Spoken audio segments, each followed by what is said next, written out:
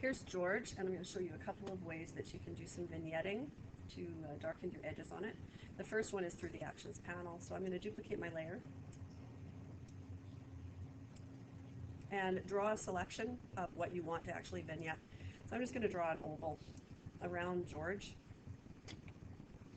and you can turn on your rulers to make it more precise. I'll just do a quick little oval here on George. So I've got an oval selected, and now through my Actions panel, if yours is not turned on, you find that under Window.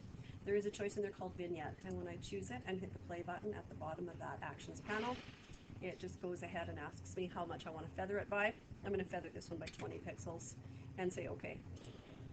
And it does vignetting, and it automatically gives you your white background on there. Now you can change that. If you notice on my layer 2, I've got just a white background. I could just take my paint bucket and I could fill that with a different color. So in this case, black might look a little bit better. So that's the one method. So I'll get rid of all of that now and show you the second method where you can actually still see your background showing through.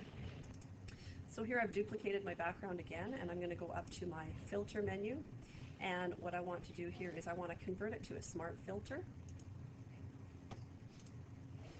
Once I've converted it to a smart filter, I'm going to go back into my filter menu and choose Distort and choose Lens Correction.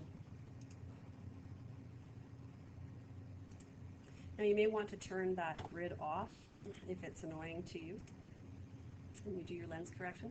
And then just take this vignette slider and just drag your slider down, and you can see how it is darkening my edges on it. And if you need to, you can also adjust your midpoint as well to darken that down and give it a nice dark edge onto the side of it, and say OK. Now the Smart Filter has added an actual mask for this, so the one thing that you do want to make sure of is that you haven't darkened the face at all in this particular case.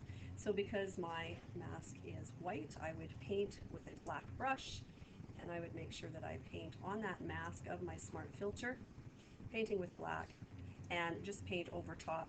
You can use a nice large brush on there so that you're not darkening George's face at all. And that is method number 2.